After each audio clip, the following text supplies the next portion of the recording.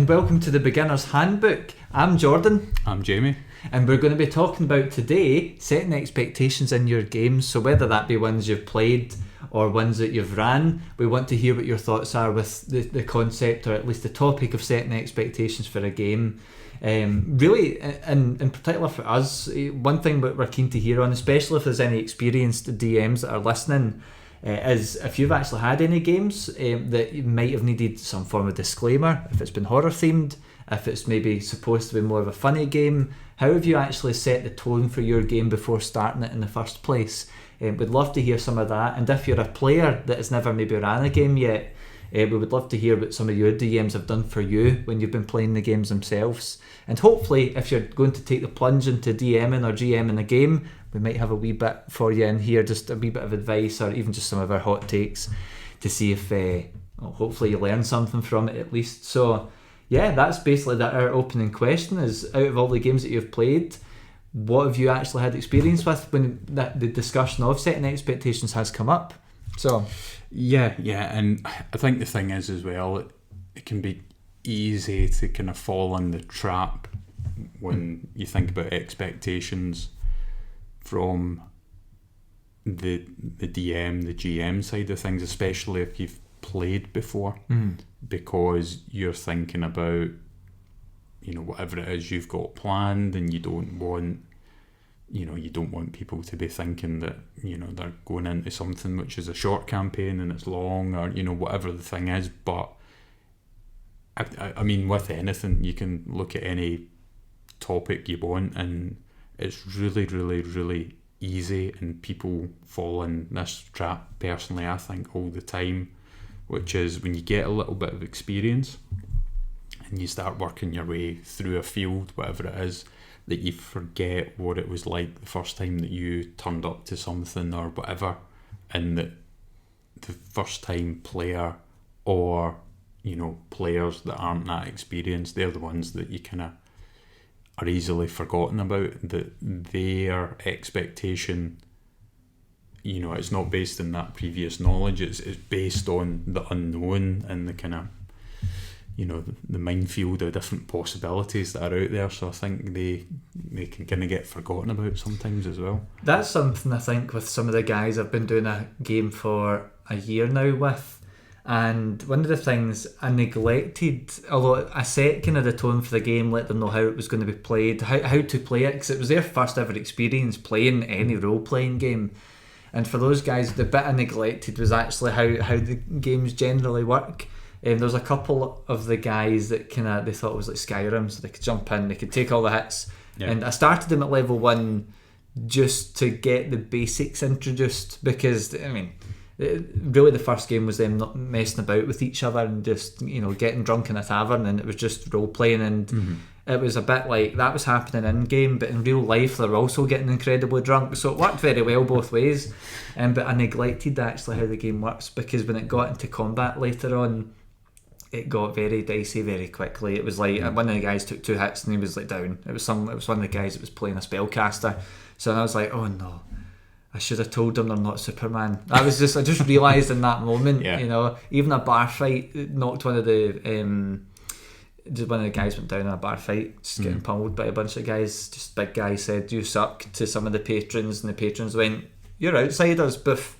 And that was it. So yeah, just like in real life, numbers usually matter when it comes to a conflict. So yeah, definitely, that's for sure. So I think moving into the first topic then, for me, like, one thing I'm interested in knowing from yourself, Jamie, is there any experience we've had around, there's probably a couple I can think of in our games, but is there any sort of times where maybe setting expectations hasn't really occurred for yourselves? I've mentioned actually a personal experience of me not doing it with a couple of the guys, or a few of the guys I play with. But what about yourself? Have you got any kind of thoughts on that?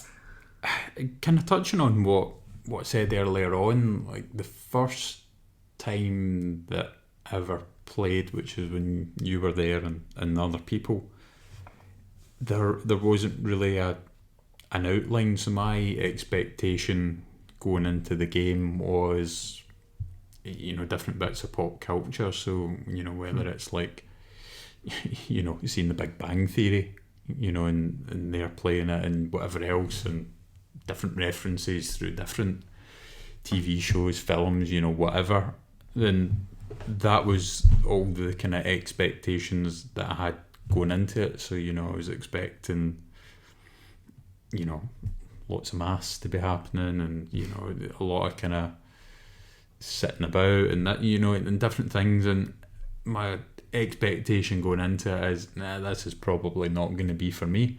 So first time playing, it was negative going into it, and the main reason that I agreed to play and other things was just through our group and other friends and things, and they were keen to do it, and, you know, invited us along. So I kind of went, right, okay, where's the polite point to duck out of this? You know, is it 3 games in? Is it 2.5? You know, that's basically the kind of point where I came from.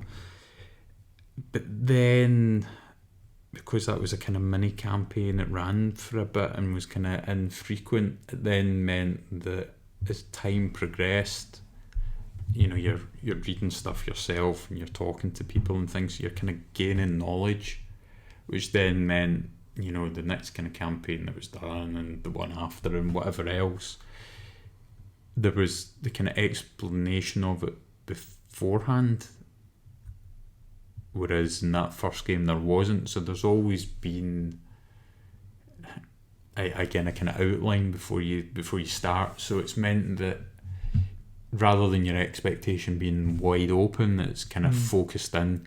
Doesn't mean that anytime we've played a campaign that's been explained that it's, you know, you've went in and you've got exactly what you think you were getting. More often than not that hasn't happened, but it's at least narrowed it down a little bit. And to be honest, I don't think there's been many games that I've done or been part of where there hasn't been some form of outline that's then again focused on the expectation. But what about you? Yeah, I think really, to be honest, I think with our group in particular, like the guys that Jamie was just speaking about, really we've played with them. Well, some of them have dipped out really after a bit of time. I think it took a wee while before the group kind of went, okay, I don't think they're actually that interested in it. But most of it is actually, we've probably been playing the same campaign for the most part, with the exception of occasionally actually doing separate mini series almost of different games that Stars Without Numbers to take a break, or I did a few Cthulhu games at one point, I think. I did 2 with you guys. So, but overall, probably that first game as well though. But the difference for me was I'd done quite a bit of it before, not D&D, but like Call of Cthulhu and other systems. So I was quite optimistic going into it, because I thought, yeah, cool. Because I remember like in the first conversation was, would you be up for it? It was kind of apprehensively asked, just because the guy wasn't really sure, and fair enough, you know. So really we kind of jumped into that. I think it started off, we all got some plague, if I remember right. I was the lucky one. Yeah, that's right. We all got exposed, and it was just me that was... Oh, was it you that didn't get it? No, it was me that got it. Oh, you got it. You guys were all fine. Oh no, I got it. Did you? I did. I got it because I went, his character screwed. Because I was playing a bard or something, I think, and I had no idea how to play a bard, because it was my first D&D character. I tried seducing stuff. I think it worked. I got a health potion, I think. God, that takes me back like 3 years ago though, or 4 years ago, I think, whenever it was. Again, whatever you think it is, I had 1.5 or 2 years onto it. Christ, makes me feel old.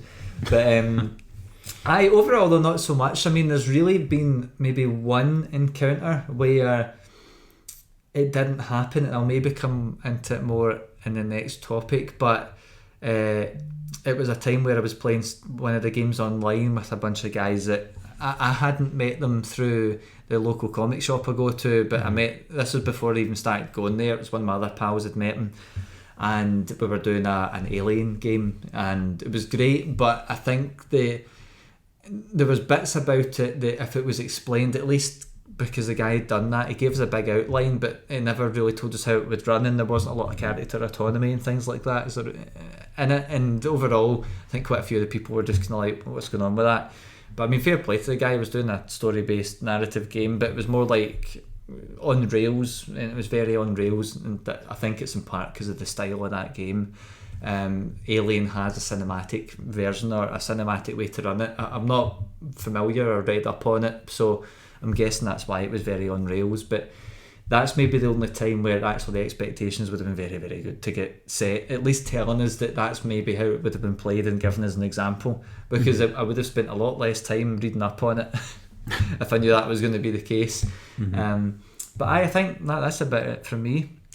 Yeah, so, and again, in terms of managing the expectations and things, going back to earlier on, we talked about normally you get an outline and then you go into, you know, whatever the campaign is. One that jumps out as being the most kind of obvious for me,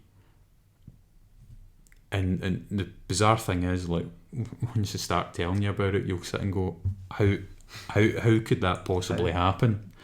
I think you know where this is going as well.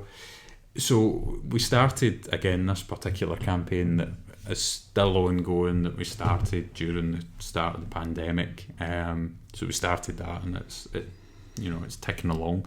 Now, my expectation of it is generic fantasy kind of setting, so kind of medieval Europe, Lord of the Rings, you know, that kind of realm. I don't know, is that kind of what you were thinking as well before we started? Yeah, I think for me it was like, it was going to be some form of, you know, there's a big adventure, you need to go back, and it was going to take a long time, and lo and behold, it has taken a long time. We're almost 2 years into it. So again, we start off, everything seems like that, you know, you're in a field, there's cows kicking about that I can't remember if we'd stole them at that point or if we came across them and went, brilliant, we'll take these. Your recall's amazing. I can't even remember that. Yeah, so we're kind of nursing them along, so we're thinking, you know, all this sort of stuff.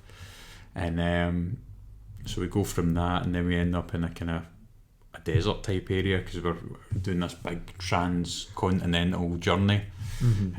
So we end up there, and then we end up in another place which has ended up flooded after we get out of there, and it's only at this point, so this is like 1.5 to 2 years, 1.5 years in roughly at this point, that we then get told that actually the setting that we're in is more like a Western. So and again, like, for kind of backfilling a little bit here, so at first we started off thinking kind of medieval Europe. Then at some point, which I can't remember, we get told, no, this continent is it's more like feudal Japan. Think about it as being like that. Okay, I've got that mixed up, whatever, and I've missed that somewhere along the line. And then at some point, think of this game as like a Western. And no, totally missed me. No idea, no clue. Had to get it explained, and still don't fully get the connection between the two. So my expectation going into that started off at kind of medieval Europe, kind of drifted into feudal Japan, and then crashed into a Western. So reality did not come anywhere close to expectation for me. And again, if I'm honest, I'm still struggling to kind of picture it being like a Western, and in my head I still kind of drop into the kind of, you know, medieval Europe, kind of medieval Japan, a push sometimes, depending on what area we're in and how that's been crafted. But Western, no, I can't bend reality to fix and get locked into that. Yeah, do you know, I think, so for me, I've got the same kind of idea, and to be honest, see if I knew it was a Western from the get-go, the character creation would have been a lot easier for the poor DM that we have. That I think the poor guy went back and forth with me forever, because I'm like going, I just want to play a barbarian that hits stuff, I don't care. Like, that was my thing. Whereas if I knew it was a Western, I might have actually maybe tweaked it to fit that theme better. I think actually, now that you're saying it, having the cows and stuff, I imagine the cattle wrangling maybe being westerny, but I think that was maybe the first hour of a game, and then we moved into werewolves, I think, or something, or there was a dungeon crawl or something. But that's maybe my only thing that I can go, okay, there's a Western, but the thing, but we started in the East as well. And the thing with exactly, not the West, what's going on there? But with the cows, I can't remember if we started with them or if we were walking past the field and that was just part of the description. I can't remember. And us being us, if it's not bolted to the ground, we'll take it. Cows, yeah, bring them along, we'll take them. So we now looking back on it, we accidentally became cattle rustlers. I know that's the thing. Classic Western. Yeah, I mean that's the thing. So I suppose I can see maybe where, now thinking of where we are in the campaign right now, I can't really see Western bits in it, but then that's just maybe where we are. But certainly, at least it didn't, obviously, when you're setting expectations for a game, you don't have to sit down and get everybody to agree in every little minute detail of a game. That you don't need that. But certainly things like the themes. So whether that be, we're going to do a Western, just to use that example, or if I'm running a Cthulhu game, or there's cult games that I've been running recently, and you guys will have the misfortune of needing to play some of them at some point. But generally the topics, particularly in the cult games, because it's generally a lot darker, it's not just like, the theme of your game is Western, it's actually, the content of your game might actually need a wee bit of setting the expectations, because you don't want to play, like I do a lot of horror games, so I don't want to be bringing stuff in where it might be a lot of body horror, there might be a lot of gore, might be other stuff in there too. If it's a published cult game, you can bet your bottom dollar it's going to have sexual exploitation at some bit, because a lot of cult just does, a lot of the games do. But they generally can be quite graphic as well, so even setting expectations can be useful from the perspective of the actual content of your game. I think I might be jumping ahead a wee bit there. But one of the things in terms of managing the expectations, the Western's a good point, because for me it would have directed my character completely. I wouldn't have been playing a barbarian. I would have looked for a gunslinger, and I now know we've got gunslingers, but that came about a year and a bit after we found out it was a Western. I loved a gun. Oh well, it was earlier on, because with the Chameleon's first character, gunslinger, but I didn't realise that guns were a thing in this setting until I'd already kind of started the character creation process. Okay. And by that point I went, do you know what? I'm kind of too far in. So I then, with the character that I'd done, then went, well, rather than using guns and things, I'll build a wee bit in to kind of modernise the character a little bit, but not have it totally different. And again, it was only kind of midway through the character creation process that, firearms being an option, it kind of appeared for me. So again, at the start of the campaign, although we got the outline was pretty much, it's going to be a long campaign. We don't know exactly how long it's going to run for. Yeah, I remember that. And the general outline is that you're all going to be dwarves, and you used to have your home. Big war, big fight happened in the past, and you've all been displaced, and you're now making this journey to try and reclaim your home city, your hometown. That was pretty much all I can remember getting told, and it wasn't bullet pointed like that. There was more discussion and kind of stuff around it, but it was about those narrative points rather than I might be doing the author, as we'll call him, the DM for that scenario. I might be doing him a disservice. I might have discussed guns and firearms and things at the time, but I kind of remember it being a surprise, and I kind of remember it bolting it into the character as a sort of add-on. Again, might be doing them a disservice here. And again, the Western element just not discussed at all. And I again, if it was talked about at that time, if it was, this is going to be like a Western rather than this is a Western, that wasn't discussed. And even when we found out that it was supposed to be a Western, I don't think I've had a kind of differentiation between the two, whether it is a Western or it's like a Western. That I don't think has been fully explained.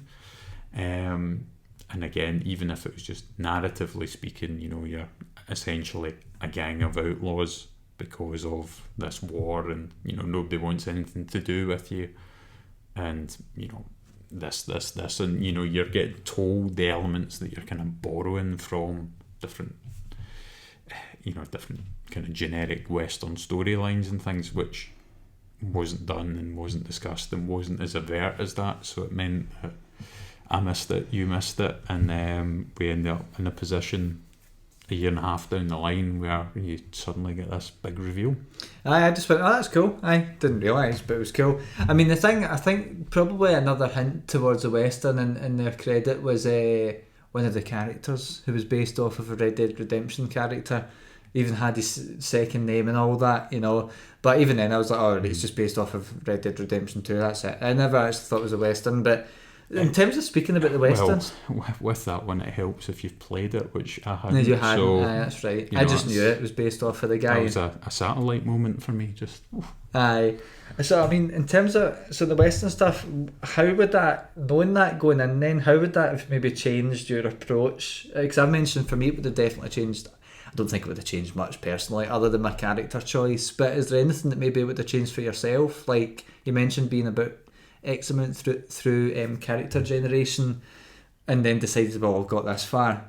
So is there anything that would have actually changed knowing that going forward? Possibly just the class, rather than anything too much, because in a previous kind of one shot that we done, I'd used the gunslinger class, and so I'd already kind of done that anyway. So for looking for something a bit different, then I would have still done that. But having the kind of the sort of background, if you like, that this is what was going on, it would have meant that I maybe would have done a different variation on the class. I ended up eventually going a kind of unearthed arcana fighter subclass, without delving into too much detail there, but I might have done something, a different subclass in fighter, or I might have done something else, or whatever. The way that I thought about the character prior to coming up with different kind of traits and personalities and things, again, would have possibly been different. And minor stuff is what I would have probably changed. I wouldn't have suddenly went, all right, okay, guns are a thing now, right? Okay, how do I get a Gatling gun? And like to that other extreme. The character was a kind of a melee fighter rather than a range-based fighter, so I would have still done that, but whether it was specifically a variation on fighter, or whether it was maybe cleric, something slightly different, or whatever, it would have just been minor things, but the sort of overall direction that I would have went, which is to stay away from the guns, because I'd done that previously and I hadn't really done a lot of kind of hand-to-hand stuff, so to try and kind of again do something different from that point of view, so going down that route, but it would have maybe influenced again like weapon choice and other things which are realistically kind of inconsequential. But what would you have done different? Just my character, to be honest. The thing is, I was intentionally going to be playing somebody that I thought was going to be a flash in the pan, some stupid guy. Well, when I rolled my stats, I knew it was a stupid guy because I got a 5 or something like that for my intelligence, so I'm sitting at -3, which is crippling to do anything other than fighting. I'm like, any investigation check? No chance. But other than that, not really. So it makes me wonder then, is there something then, like, is there something that would have been imperative that maybe was missed then? Like the Western, like that theme of being a Western, is that something you think would have been essential for us to maybe know? Or is it, what do you think then before going in? Or maybe introduced earlier in the campaign? Because obviously if you're making expectations, if you're setting out outlines, you might forget to set kind of certain lines in the sand and detail that to your players, but it doesn't mean you couldn't introduce it later. So what's your thoughts on that? I mean, ultimately, like if you're a DM or a GM or whatever and you're listening to this, the danger is that the things that you think are explicit are just in front of people. You know, that they're there, but they're not necessarily obvious. Because when you're coming up with whatever setting, you know, you're thinking about the overall story, you know, the beginning, the middle, the end. And after you do that, you're thinking about the bit that links the beginning to the middle to the end. And then, you know, as you start working through that process, more and more and more and more information comes in. And it gets to the point, depending how serious you are at this, you know, again, there's people that do obviously light-hearted campaigns and, you know, kind of write it, get on with it and get it played and, you know, move on to the next thing. But for the people that really, really, really go into detail, and again in this campaign, which the author came up with, this is on a continent which is part of an overall world where we've played previously on a different continent, and it all links. And this play, yeah. Is that, I just don't remember that detail. I think I remember it coming up. Just it was so long. If it was more than 2 weeks ago, I probably forgot. So. I remember the game with the Southern Wizard. Ah, yeah, because he made an appearance, or at least yeah. reference. I can't remember if he showed up. So that's right. So that was set in the different same continent, thing. but Right, in the that comes back to me now. same universe. Yeah. Okay. So this is the level of detail that he puts in, which is, you know, a game that you played 2 years ago has, well, potentially had relevance to what you're doing just now. So there's a lot of lore, there's a lot of, you know, there's a lot of thought, there's a lot of time, there's a lot of effort that goes into it. And it is, when you look at it from the player point of view, it's impressive because you've got a map which has everything on it, and, you know, you've practically whatever question you can think of, there's an answer there waiting for you. And if there isn't an answer, then it's in the process of being developed anyway. But the flip side of that, the problem with that is that because, you know, he's coming up with this and this is, you know, his living, breathing work, then things like us playing a Western is so obvious to him that it hasn't even registered that we might miss it. So it's a long way to come round to the answer, but for any DMs and GMs, no matter how obvious you think something is, it's probably not as obvious as you think it is. So 2 ways of looking at it: give your players the benefit of the doubt, or just consider them as daft as a bag of spanners and just lay it out and make it obvious. If you think something is important, then let them know about it, unless, of course, you know, the point is for them to investigate, to come up with, you know, a conclusion or whatever. Then at that point, then you need to let them get on with it and figure that out themselves. But for things like setting and so on, just because you're living in that campaign, you've created it, you know every micro detail about it. Potentially a micro detail is a revelation for somebody that's playing it. Yeah, I mean, that kind of fits in with, I mean, for me, what fundamentally, I generally try and mention it if I remember it, is what's the sort of content, give an idea of the content of it, because we've had at times somebody say, oh, this game's going to be super dark, you know, and things like that, so at least it gives you the heads up. The setting can help as well. I think for me, the Western thing, probably, I wouldn't have been that bothered, but the difference for me is it probably would have just changed the flavour of my guy. It wouldn't have changed much. Yeah, that's just me. Maybe giving an example of how I mentioned the Alien game that I run before. Not I run, sorry, somebody at the shop ran, but we done it over Discord or something like that, where this game was very... It was in cinematic mode almost, so really it was almost like, here's sections of gameplay that you get control and autonomy over, but any of the bigger events and more kind of cinematic experiences were controlled by the GM, and that's fine. Although I would have just seen knowing that going in, because there was various times, like my character's reveal in that Alien game was I was actually an android, and so there was somebody else that was kind of more suggested was the android, which was part of the bait and switch, which was a cool reveal, and I had it all prepared and I was ready and it was awesome. I knew it was going to be great because I'd then told somebody after it and they went, I would have loved to have seen that because I was going to reveal it and tear open my chest or something. I can't remember exactly what it was, But keeping it low key, the reveal. It was very low key. I even got like infected with like alien spores, but everyone's like, "Oh, you're not taking stress for that though." And I was like, "I'm just resilient. That's all. It's because I'm an android and I don't get infected." But anyway, the guy ends up, okay, so you come down here and you realise there's a glint in Jordan's eyes and he's an android. And I was like, that was the reveal? Like, see, if I knew that it was cinematic and he would be controlling those bigger moments, I wouldn't have bothered putting in the effort. I'm scribbling notes down throughout the game. Just so something like that for me would have been useful, you know? Yeah, but with that particular kind of circumstances, that your expectation is you're getting to reveal that about your character. Your expectation is it's going to be a big moment, and then at the last minute it's like somebody pulled a chair away from you just as you were sitting down. It's funny, I mean, because we were talking, me and the GM, throughout that game, and oh god, I wish you just told me, because I think probably for me some of that kind of feeds into what I think might be some of the imperative things to add, which would be, how's it going to be run? What's your style?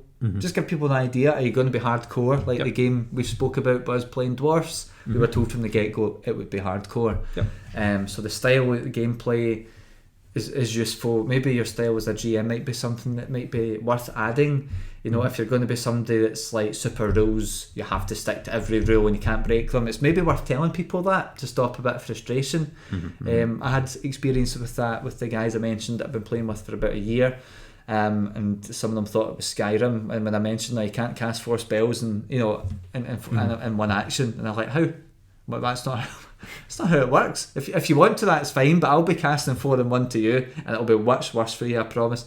But it just took, but I'm quite flexible with rules as well. I don't bend or break them. I do stick to them quite closely. But if somebody wants to do something really cool, I tend to just be like, okay, we'll see what they can do and what sacrifices they might make. I heard of an example actually recently where somebody wanted to do something stupidly overpowered, and the GM said, okay, you can if you sacrifice 2 of your paladin levels. And it was like, I don't know about that. But fun, I mean, that's a kind of very vague and abstract thing, but actually I like the idea.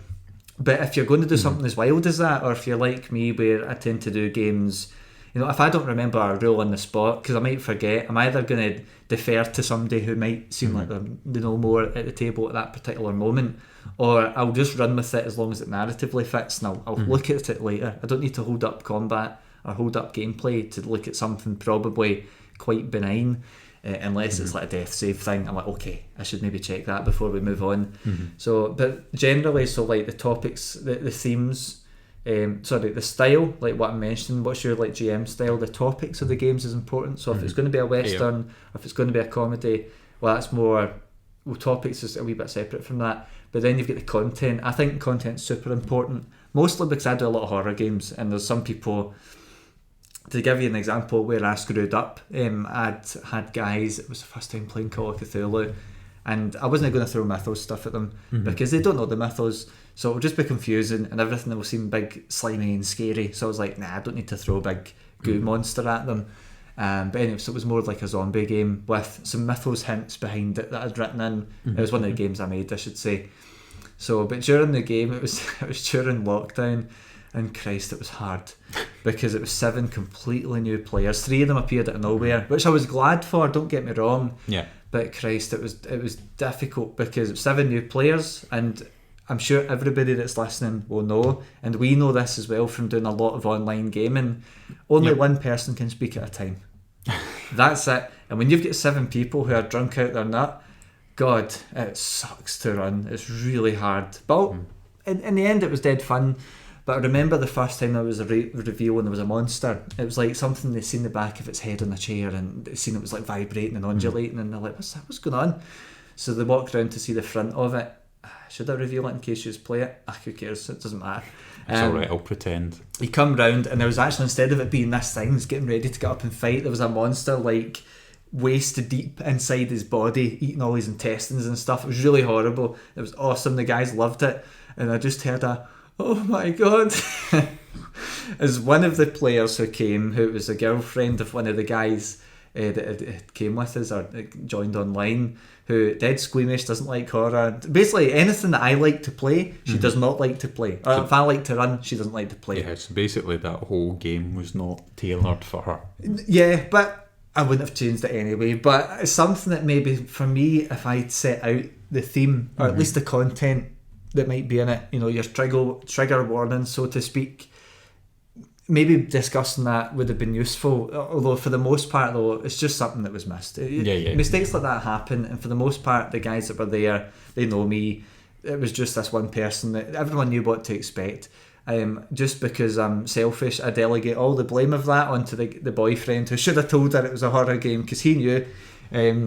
But that's just an example. Like, so definitely your content's really important to mention, especially if there's something sensitive. You know, one of the games we played, the guy was like, "Oh, it'll be super dark," and there was like trafficking involved and all that in it, and some space stuff that was going on. So it is important just to mention them. So I would say that's maybe the key three. You've got your topics, your content, and maybe topics / settings, maybe more appropriate there, and the way that you're going to run it as a GM as well. Just because it gives people a better idea. Like, you know, like you're talking about the Western stuff. If we knew the topics going in, we would notice. We'd notice more of Western. I'd maybe make some more slapstick characters, or maybe more stereotyped characters, probably, because I'm not that creative. But yeah, potentially. But just briefly, kind of circling back to a couple of things you said, that just what you're saying there, that because that was a new group of people, or some of the people there were new, then that's probably the time to kind of try and manage the expectation more than if it's a group that you've been playing with for, like us, our particular group, for a good while now.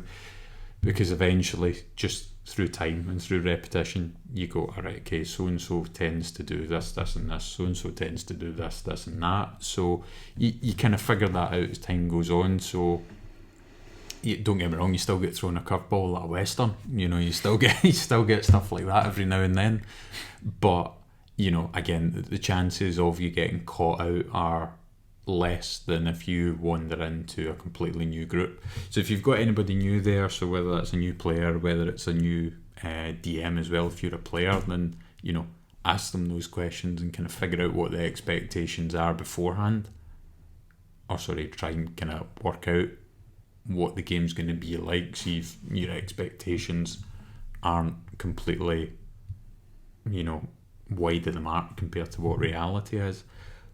But what you mentioned there as well about the taking the paladin level off, that is a good example, because it was, right, okay, I'll let this happen, you know. So the DM's working with the player, but, you know, for every action that's going to be, you know, bending the rules to this degree, there will be a consequence, a result. Whereas if you just went, okay, and that had happened, then, oh, by the way, might take 2 off your paladin level, then the player is definitely not expecting that to happen, and the reality to that is going to be devastating. All the stuff that they'd worked up for at that point, totally gone.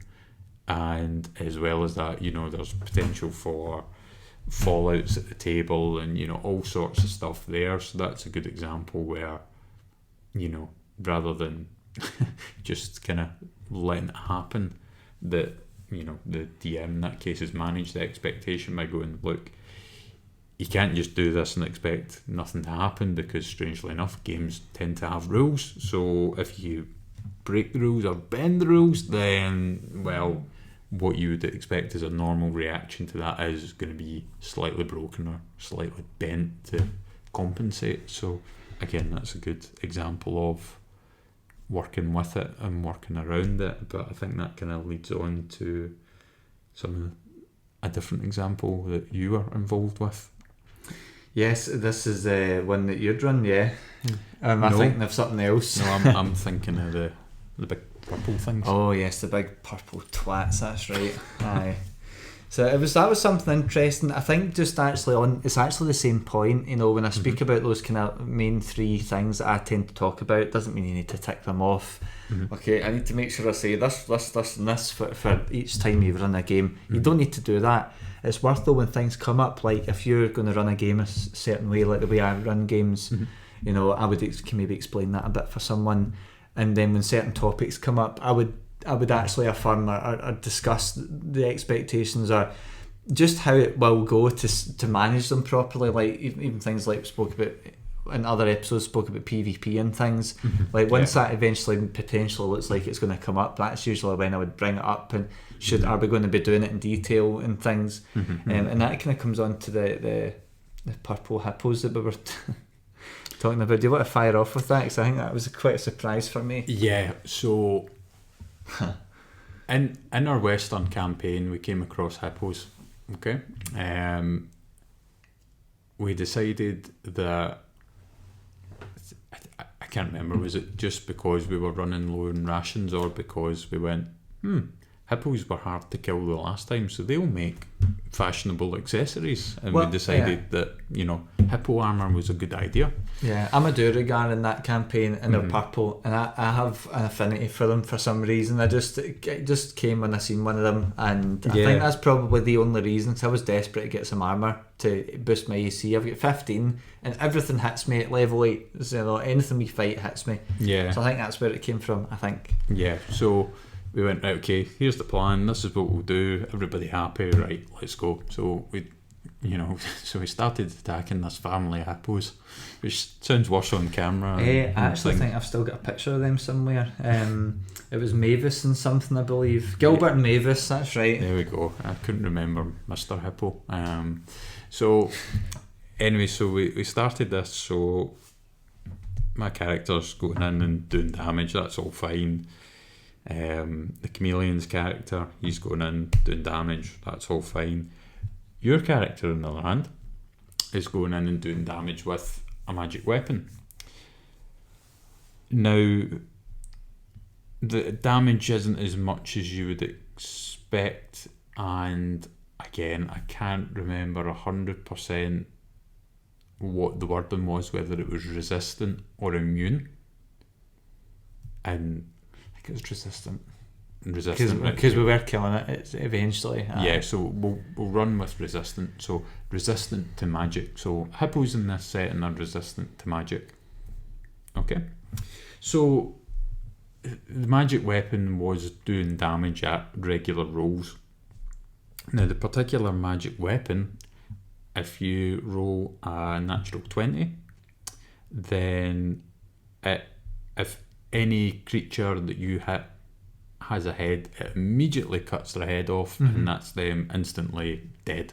So it's a Vorpal blade for anybody who knows the kind of background stuff there. And it's awesome. Yeah, it's amazingly handy. So anyway, so this goes on.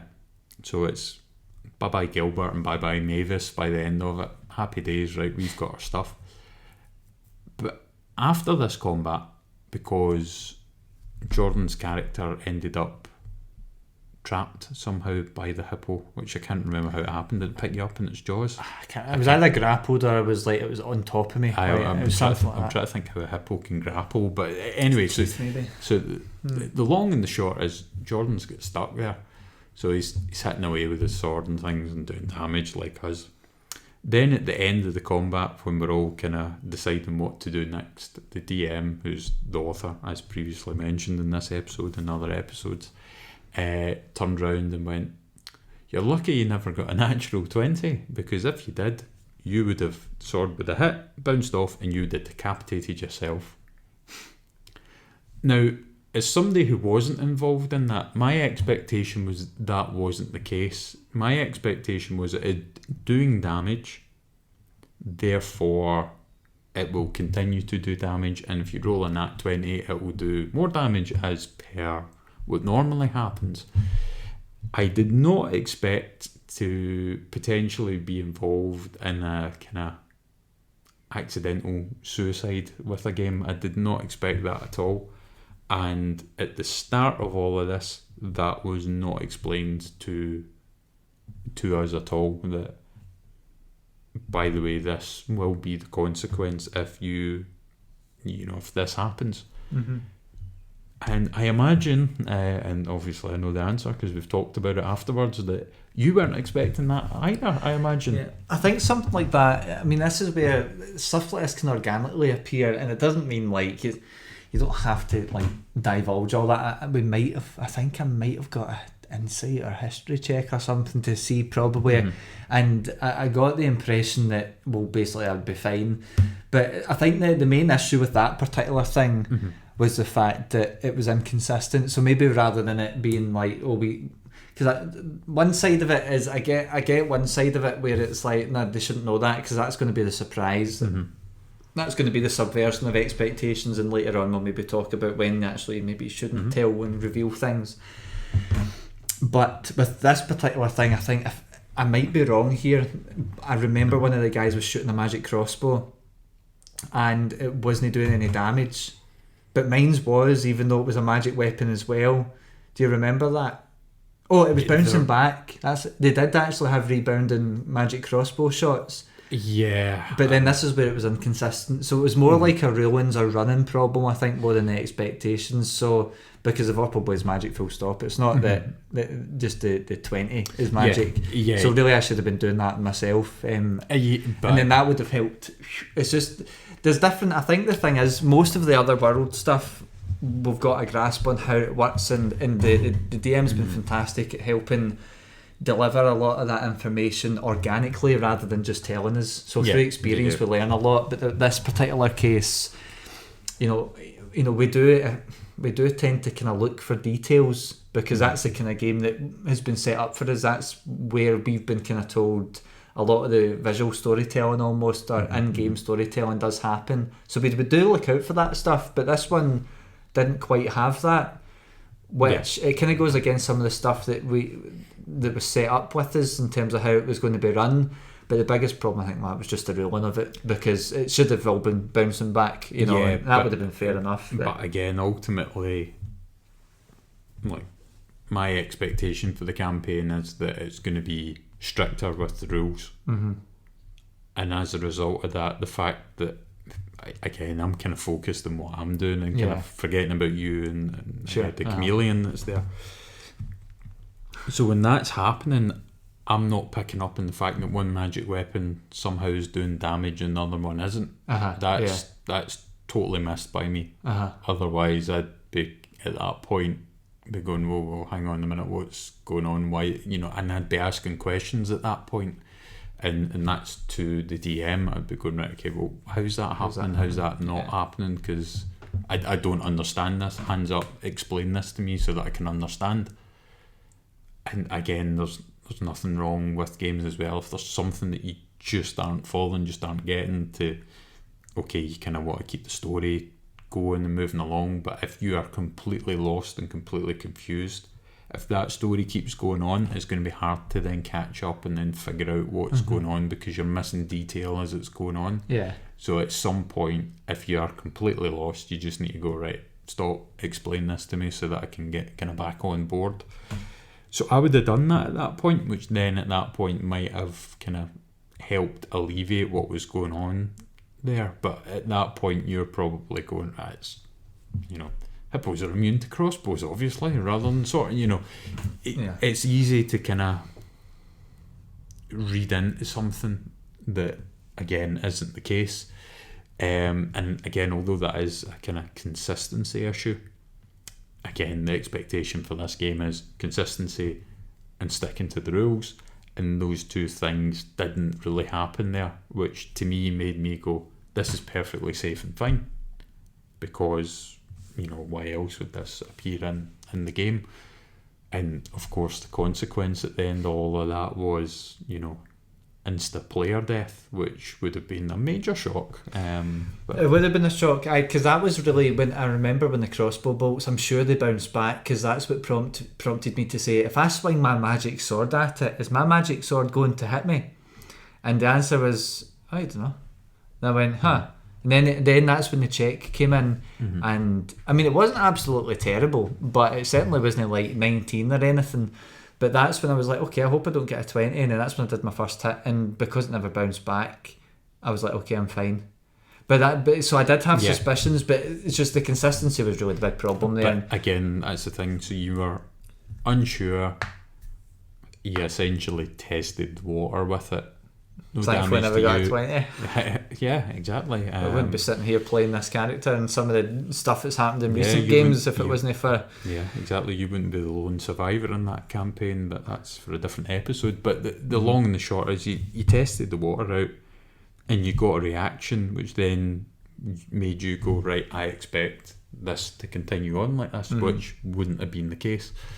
And again, if that had happened, then I would be in the, hang on a minute, this is a bit kind of unfair, you know, in the kind of the biggest sense that this has randomly been sprung and, you know, different things. But again, that's a kind of different topic, I think, for another time. But the long and the short is the inconsistency led to an expectation with a really harsh reality. Yeah, I mean, really kind of sticking more to how the expectation for the game when you're setting it up and things, like the consistency was something that was kind of, it was like, this is how I'll be running it, you know, this. And I mean, the guy's been, to his credit, I don't know how he's managed to do it for this length of time, to have consistency, such a strong feature.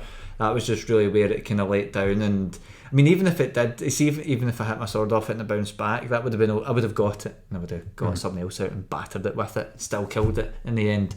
But it was just one of these things where, you know, the kind of, because of the how it was ran and the rulings for it, and kind of how, particularly how it was ran, it kind of went against some of the fundamentals. This is how the game will be run, but it's going to happen sometimes though, and if it does happen, it's certainly nothing to worry about, you know. As a GM when you're running it, because it's going to happen. The worst thing you're going to get, somebody's going to be like, for God's sake, you know, and big deal, they'll get over it, build a new character and shut up, it'll be fine.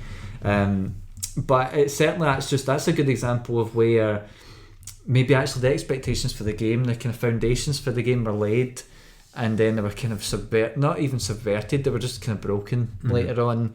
There's been some cases of that, I think, recently in some of our games, but I can't think of any kind of appropriate examples now. But there were certainly times where I think there's been things that have happened that kind of shouldn't have happened, or, you know, and it's resulted in combat sequences that have been pretty interesting. But anyway, I think that's really about it for me then. So in terms of that particular, the HIPPOS stuff, HIPPOS were good. So I wonder then, unless you want to jump back to anything, I wonder then, is there a time that maybe you shouldn't set a clear goalpost, or is there an expectation element, is there a thematic element, or something that is maybe worth not mentioning straight away? Because I tend to run a lot of games, and the guys I run with now, they know the styles that I've got, and even if it's different systems, the only things I tend to set out at the start is, if guys are coming from D&D to Cthulhu, I say, look, it's basically like your level 1 all the time, so don't jump into a fight with something 4 times your size, because it will kill you. Yeah. You know, that tends to be the only things I bring up, and content's maybe the only conversation I tend to have, just because I do a lot of horror games. I just want to make sure that people are okay with it. But is there anything that maybe you wouldn't bring up in that sort of conversation? I mean, obviously each situation is going to be different to whatever degree. I would probably be more likely to do that with an experienced player or group of players. Okay. And again, a reason for not doing it is that you want their expectation to take them down a path to then flip it on them for whatever creative reason. So again, like with Cthulhu as an example, in general most of the settings are in the 20s, so if you wanted them to be going down that path and investigating, but then through whatever Cthulhu mythos reason they encounter something which then flips them forward in time or backwards in time, and you want everybody to be in the mindset of being in the 20s to then change the setting so that there's somebody from the 20s in the future, in the past, whatever, you know. So just a random example off the top of my head for doing that. So a narrative reason that you want to kind of lead them off course, but ultimately with that you've got somebody to design a character in the frame of the 20s, that when you change the setting, that character's still appropriate. It's not that the character's now suddenly out the window and they feel cheated. The point of that particular arc is to put them in that unfamiliar place. So something like that, with a new player, again, probably wouldn't do that because they're expecting one thing, but then something else is happening, and it can kind of leave them disappointed if they've been looking forward to doing this character and wanting to be in that kind of that world, and then suddenly it's been taken away from them. So again, I think the overall reason would be a narrative reason. I don't think not setting expectation with rules and then all of a sudden somebody rolls something and kind of they forget to declare an ability they've got, and they want to kind of retroactively go back and slot it in because it's something that is automatic and should happen all the time, and you say no and overrule them and carry on and go forward. Again, something like that, I wouldn't not tell somebody to then do that to them, because I don't really see what purpose it serves. Unless, again, for whatever reason, there was a narrative reason behind it that, again, you want everybody to think that, it's a bit more low-key and whatever, to then, at some point during the story, apply the rules in a stricter fashion because, for whatever reason, their character is slowly losing their abilities, and it's harder and harder and harder for them to maintain them, and that you've built that into part of the story. Again, just something random and off the top of my head. So although you're not changing any rules, and although you're not going, right, okay, 2 games in, or your ability to regenerate hit points, every other day, when the sun's out, is, that's stopped working now. Well, you could leave that in, but because it's every other day when the sun's out, then, well, put them underground in a cave, and by the way, you can't regenerate your hit points anymore because of this, because it specifically says when the sun's out, and you don't know when the sun's out, and whatever you decide to do. So again, that would be a reason for not firing out expectations, so that you can flip it, or so that you can change the direction that they think they're moving in to put them in an uncomfortable position. But what about you? It's actually interesting, because just thinking there, like I mentioned, how the 3 things I tend to bring up is like the style, the way I'm going to run the game. You've got the topics or themes, and then you've got whatever the third thing I said was, can't remember now. The content. And for the most part, I don't tend to go for that with players that I've played with a lot. But I think actually if there's stuff that I know I'm going to be flexible with later in the campaign, I don't always. It's not that I don't tell them. It's more that I tell them it might be flexible. Like it might be, if I know I'm going to do a Cthulhu game, just to give you some basic example, and I don't know if it's going to be in the 20s or in modern day, then I might say that to you. It's like, look, I don't know what period it'll be. It'll either be these. So flexibility is there as well. I think the only times I would tend to, if somebody asked me explicitly about something to do with the game, as long as it wasn't a spoiler for the game, it would be maybe a case of when I want to subvert their expectations a wee bit. Like I ran a game called Necropolis for D&D. You just played that one at D&D for Call of Cthulhu, which you just played. Necropolis is where you go and investigate. I think it's a part of a pyramid that appeared out of nowhere. I think it's like the idea is the sand's blown away and revealed a new entrance, and you go in, and there's basically you get locked in, and there's a monster there, and you have to fight it and kind of try and survive, which is very difficult when you've got 8 hit points, and this thing deals at least like 4 per turn minimum. And when I first branched that out to the guys, this was a different group of newbies. I spoke about the 7 online, so this was a different group. I told them it's Call of Cthulhu, but don't worry about the mythos stuff. We'll start learning about the game now, and you'll just do a wee investigation and a little treasure hunt. And they're like, "Oh, that's great. That sounds really nice. This will be a really pleasant night."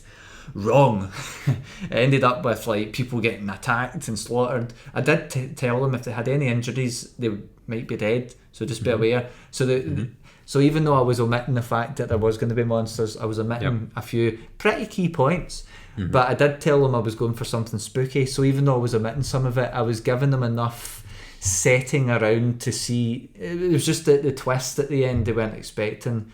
Although saying that, when I was running it, I did actually introduce, like, if anyone's seen The Mummy, like The Mummy, well, the one with Brendan Fraser in it, where there's a scarab that runs into a guy's head and he bangs off a wall. You know, I used that kind of idea where there was like scarabs or sand or something. I think the idea is in the Necropolis the cave can collapse, so sand drops from the ceilings and things. So when I had them cracking stuff open, it does say in the handbook, like, if people persist on bashing everything down, they'll eventually cause a cave in. But I used that opportunity to kind of have, like, I was like, oh, it sounds like sand reversing. It's like little, and I played a scarab noise or whatever it was I played.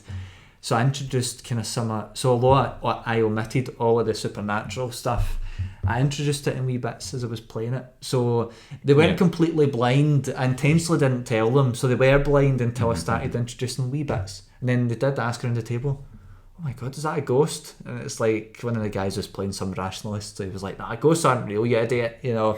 And he's right, ghosts weren't real in this game. A big monster was. Yeah. But that's probably the only times I would miss it.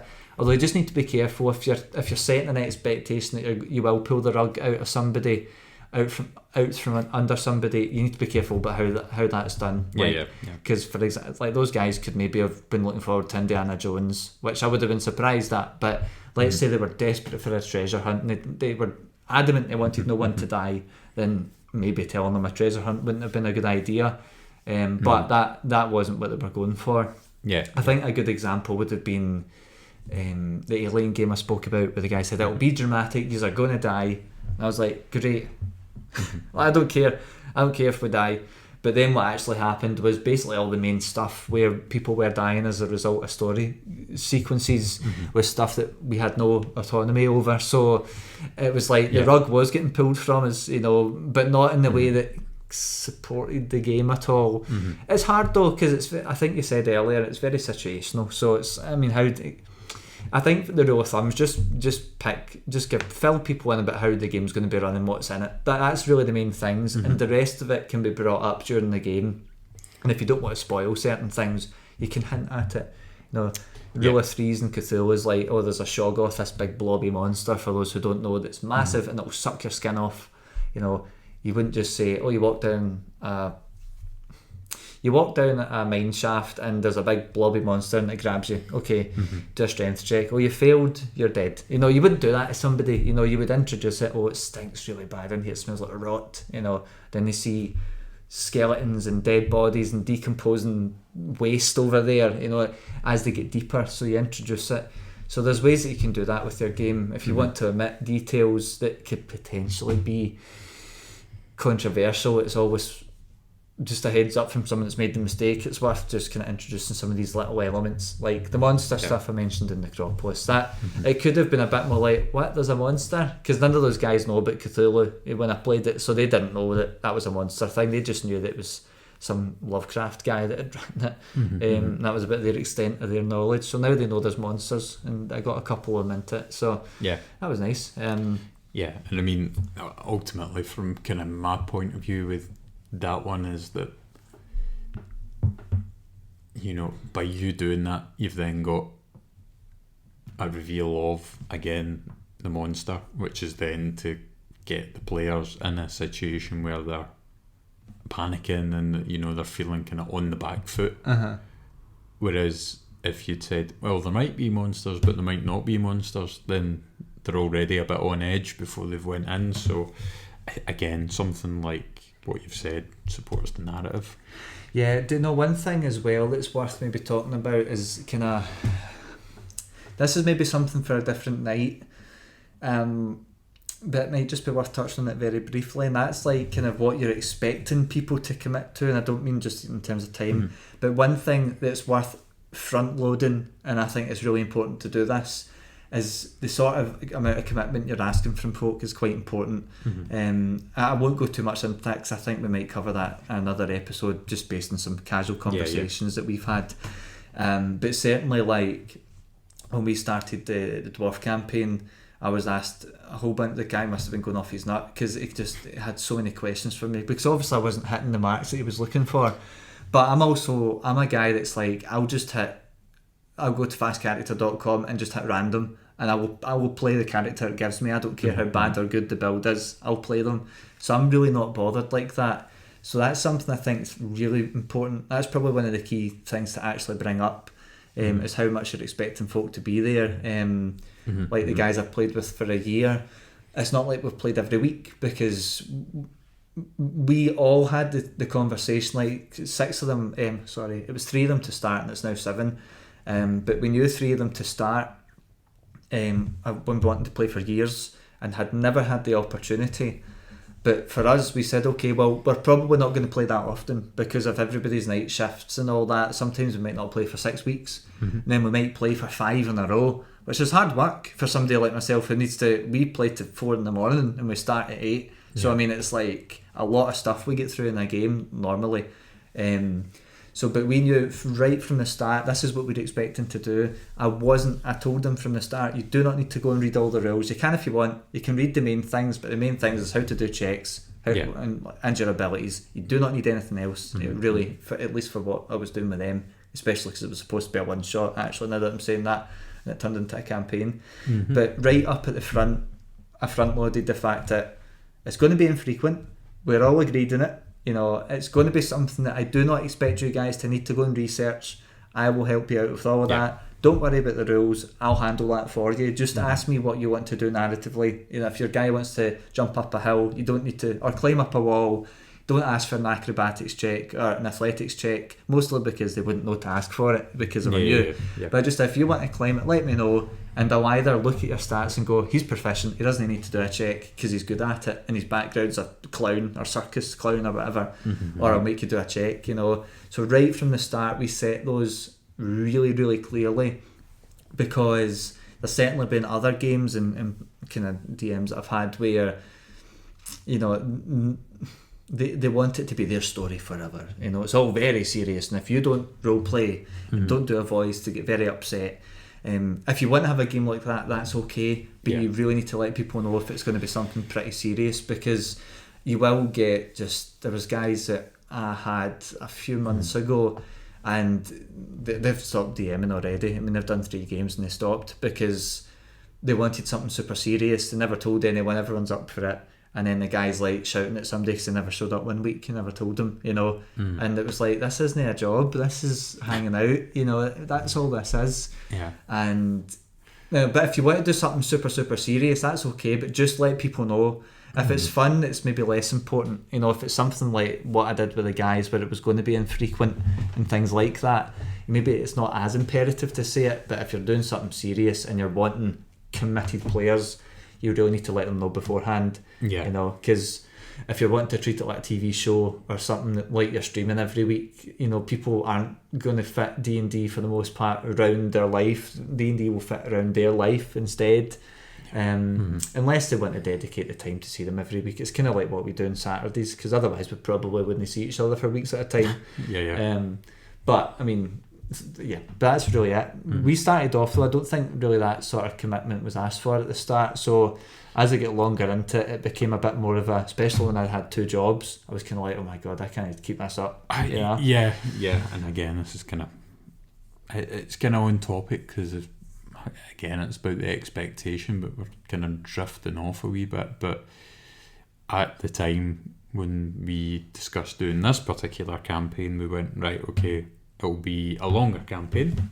The exact time, none of us knew, because we didn't know what was going to happen over the course of the game. But we all knew, right, okay, it's going to be a longer campaign.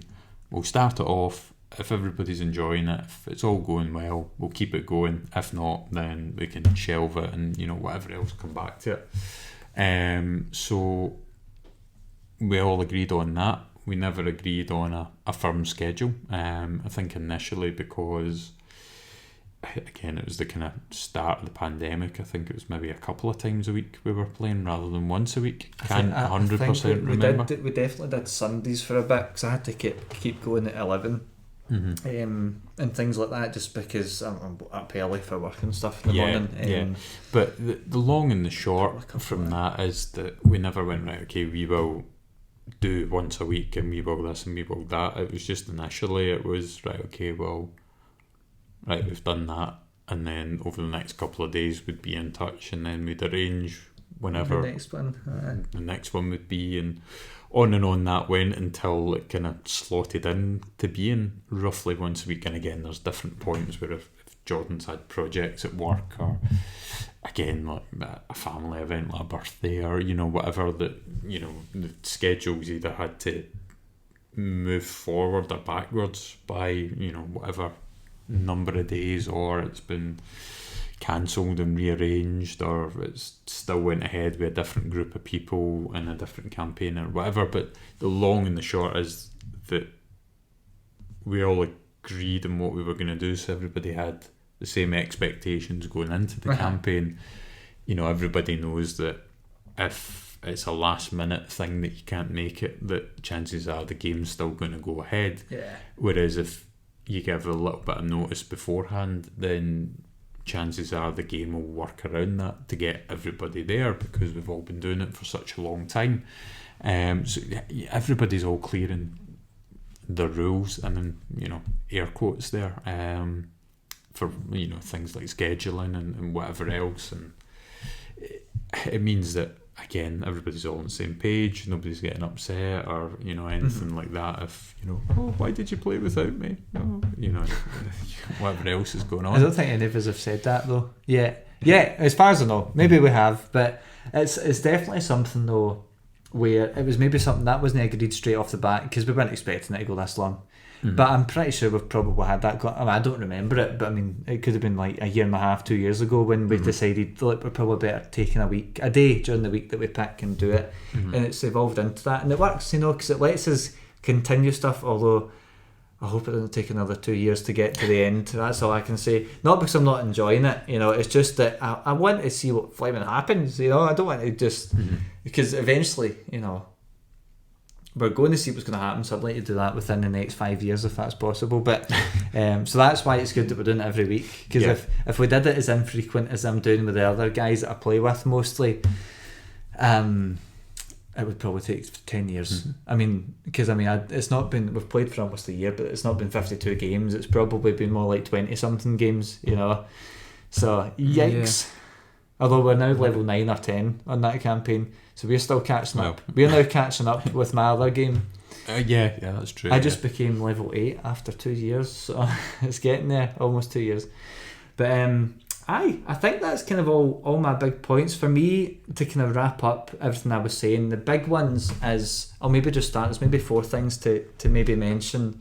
You don't have to mention all 4, but the key ones would be what you're expecting your players to commit to, and commitment we will delve deeper at another point, because it's something that there's various levels of commitment for various things, but the kind of topics in particular, the topics is one to mention. So if you're going to have topics or themes, which should be your best on or whatever, they're kind of nice to get people their appetites wet.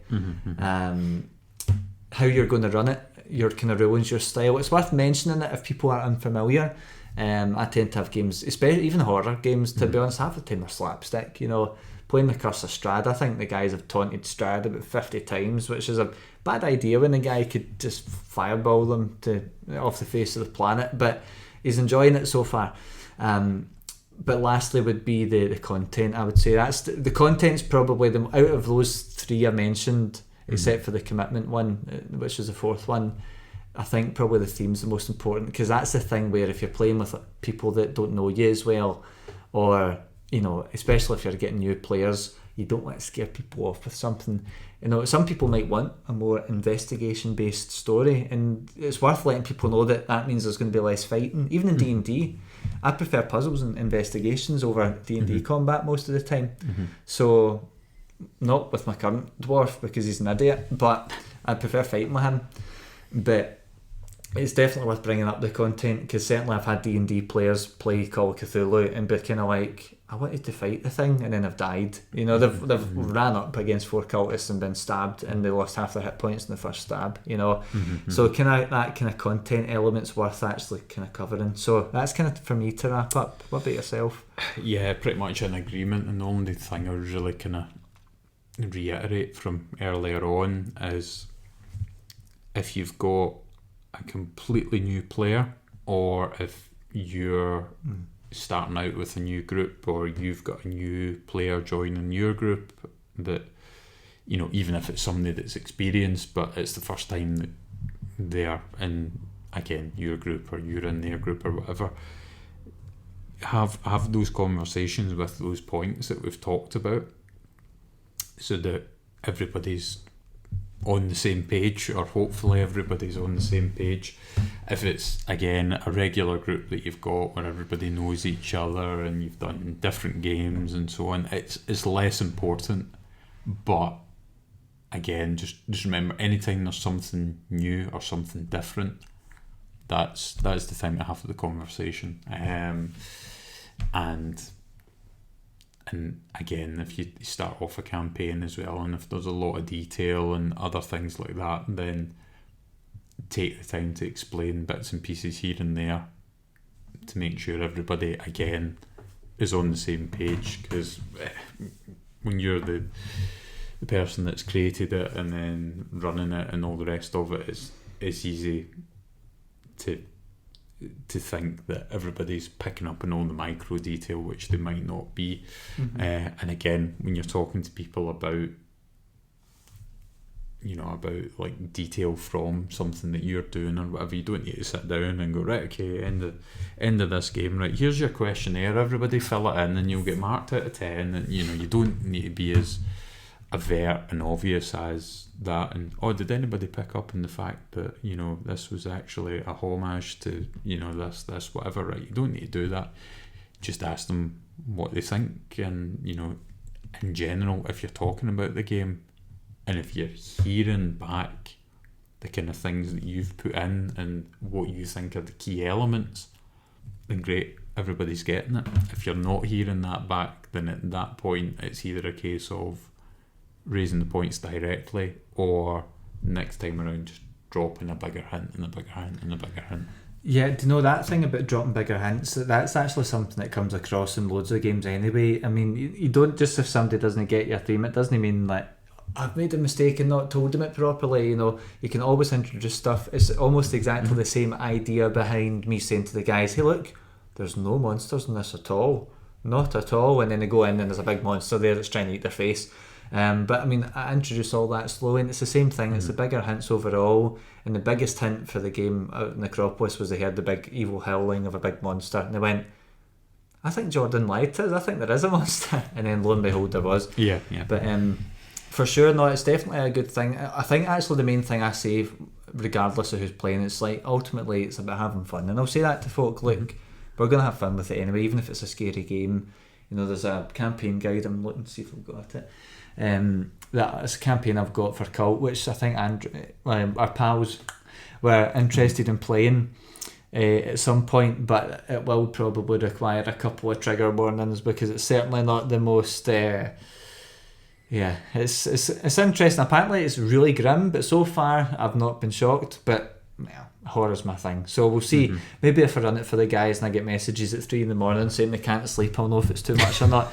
But anyway, I think that's really it from me then. So other than that, I think you've really heard at least our initial take. Doesn't mean that we won't change our minds and maybe at a later point revisit the whole topic, or this whole topic. But yeah, and that's the thing as well, like hearing input from you guys as well, it might change your opinion on it as well. So, yeah, for sure. So on that note, you can let us know your opinion on what we've talked about, whether it was useful, not useful, right, wrong, or, you know, any shade in between. So you can get in touch with us either if you're watching on YouTube rather than listening on Spotify or elsewhere in the comments underneath, or if you're on one of the other social media platforms that we're on, Facebook, Discord, whatever, then you can drop us drop us something there.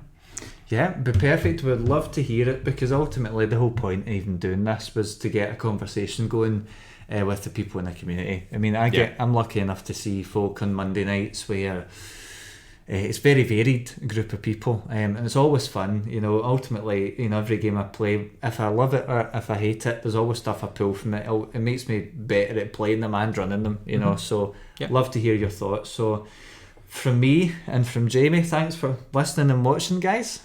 Thanks, and we'll see you next time.